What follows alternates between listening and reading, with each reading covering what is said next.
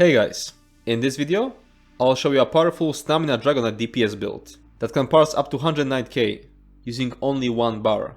The build focuses on using Lethal Arrow, which is extremely powerful on a Dragonknight because of the World in Ruin and Combustion passives, one of which straight up boosts Lethal Arrow's damage by 5%, and the other one boosts the damage of the Poison stats effect, which Lethal Arrow is guaranteed to apply by 40%. The build is also on my website, so if you prefer written guides over YouTube videos, you can read it there instead. The link will be in the description. So let's start off with skills. This will be your skill setup if you want to be lazy and don't want to ever swap your skills. It combines single target and AoE capabilities. It won't be perfect for most fights, but it's the best compromise if you limit yourself to one setup. Lethal Arrow, as I said at the beginning, is an extremely powerful spammable that synergizes extremely well with Dragonknight's passives, World in Ruin and Combustion. Acid Spray is a decent AoE dot that becomes your spammable when you need to damage multiple enemies. Eruption is a ground dot that also deals direct damage at the beginning, up to once every 10 seconds. It's crucial for proccing the Mountain's Blessing passive, which will grant you and your group the unique Minor Brutality buff, increasing everyone's weapon damage by 10%. Engulfing Flames is a decent dot that's going to increase enemies' flame damage taken by 6%. Flames of Oblivion is an ability that simply deals lots of damage per cast.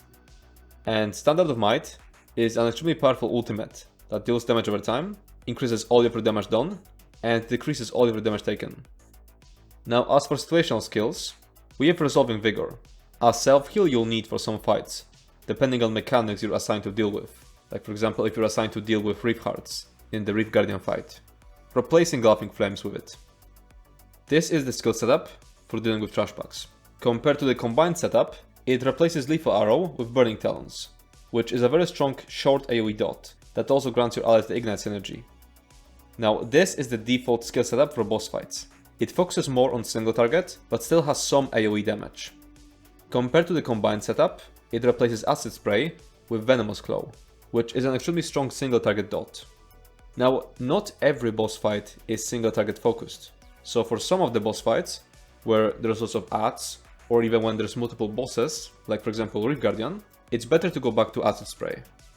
And this is the Parse Dummy setup I've used to reach 109k DPS. Since Parse Dummy grants you perfect uptimes on many different buffs, Oaken Soul is mostly useless there, and with Oaken Soul gone, we can put Molten Whip on backbar to passively gain weapon and spell damage, whenever we use Venomous Claw, Flames of Oblivion, or Standard of Might. Since we're no longer getting Minor Force from Oaken Soul, we are replacing Engulfing Flames with Barb Trap to get it back. Moving on to gear. This is the base default setup for boss fights.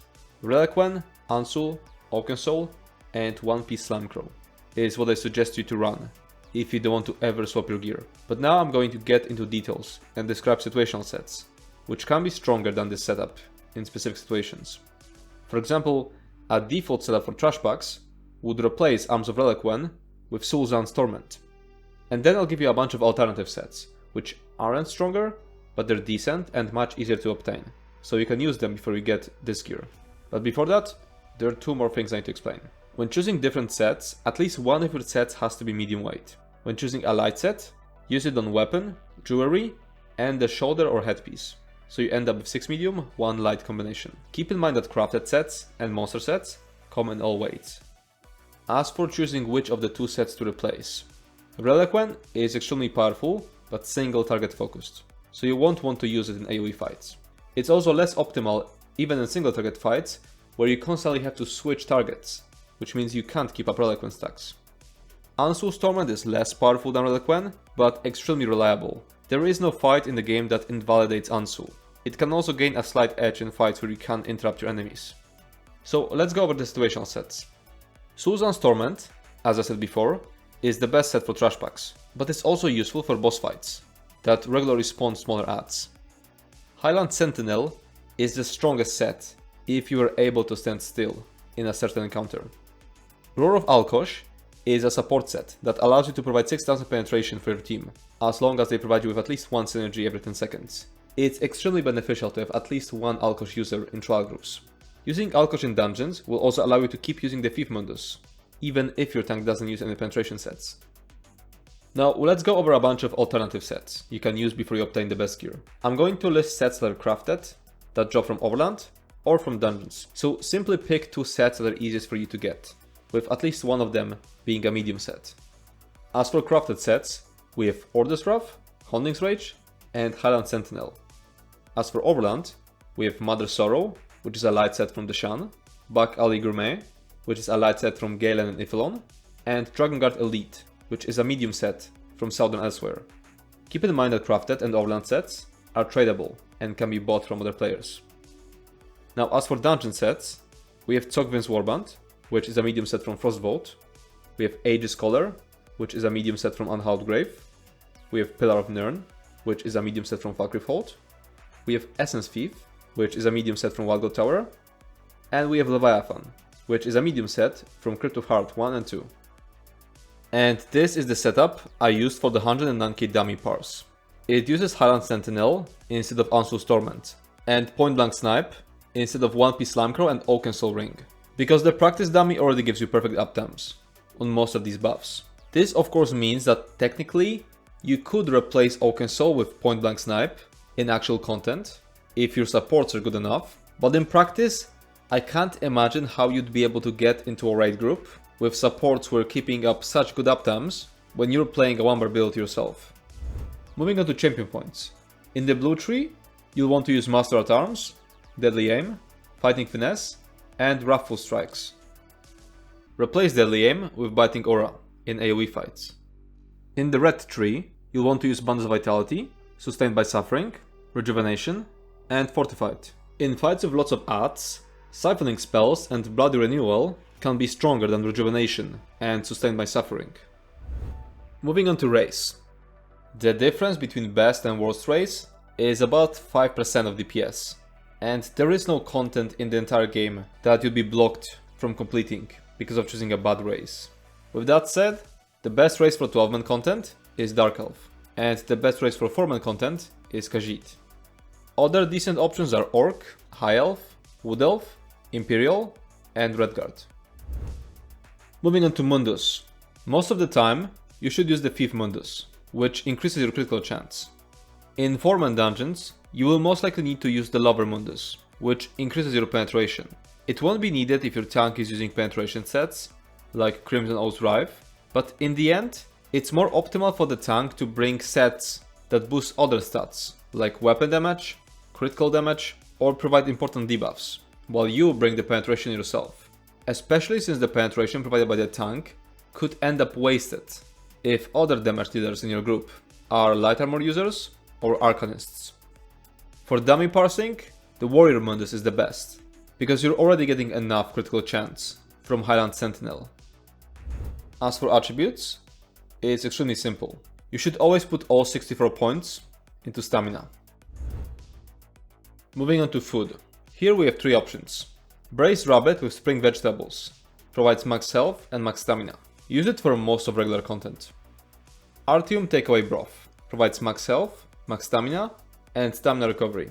You'll have to use it to sustain if your group isn't providing the combustion synergy from Energy Orb or Mystic Orb, or if you can't sustain for any other reason. Dubious Camoran Throne is a cheaper alternative. And then there's Lava Food Soup and Salt Rice, which provides max stamina and stamina recovery. Use it for practice dummy parsing. Moving on to potions. Most of the time you should use Tri-Stat potions. They will greatly improve your sustain. You can craft them by combining Columbine, Bagloss, and Mountain Slaver. Whenever you're not using the Oaken Soul Ring, you should use the Weapon Power potions, as they'll provide you with major brutality. If you know that your tank is using igneous weapons, you can go back to Tri-Stat potions. You can craft Weapon Power potions by combining Blessed Thistle, Dragon Thorn, and Wormwood. And now, here's the 109k Parse. What do you have on your dual wield? Dual wield? Or wait, oh, bow, sorry, enchant-wise. Weapon damage. If you use weapon damage. Okay, I was just wondering. Okay.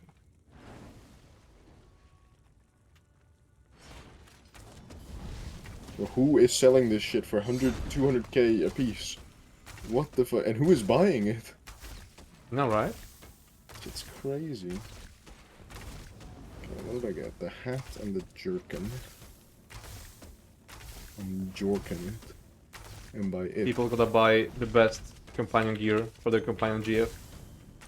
For real. They're not even pretty. And they don't even like sound very seductive. I don't know why people want a romance companions, to be honest. But to each their own, I say.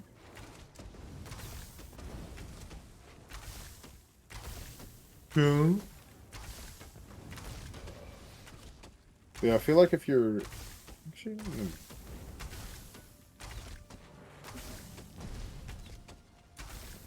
I gotta get gloves. Augmented gloves, bro. And shoulders. Yeah. That sweet 3.9 second ult duration.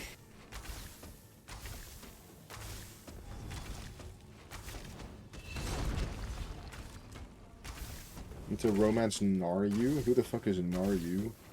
A Dammer from the Morrowind quest line. Oh. Fucking sassy assassin. Oh yeah. I've seen people gooning over her.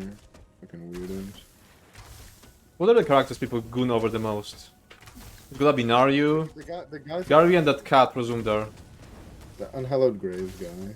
What? Fenorian. Oh, Fenorian. Oh yeah, Fenorian. People goon over him as well for some reason. Darion from Wish. Darian? Hmm? Darian? Who the fuck is that?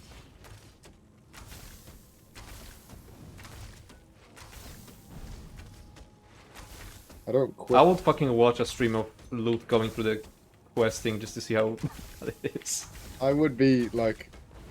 it would be so frustrating experience. Yeah, it will be extremely funny to watch. Like, you can't deny that. Probably. I'll stream it, maybe. Loot will be like, I know who's the villain, let me... like... And your character is like Vestige and has brain damage. More like I would have no idea what the fuck is going on because I just spam through the quest. I'd probably try to like nuke some shit and then die to like the quest boss because it took too long to spawn in and I died to the what's it called? No, you would never die. No, It's impossible to die. I've died to a delve boss today while doing the daily because I was fucking waiting for it to spawn while I was pre-buffing. And then I died when it spawned in because I was 1k HP from toggle. No! Fuck, it's almost... 1093. I'm gonna save this one. 0.3? That's so ass. You're not even... This shit is so ass. And that's it for this video. If you have any more questions, you can comment down below or join our Discord server Wildheart. As always, feedback will be appreciated. If you enjoyed this video, make sure to subscribe to my channel and check out my Twitch. Thanks for watching and see you next time.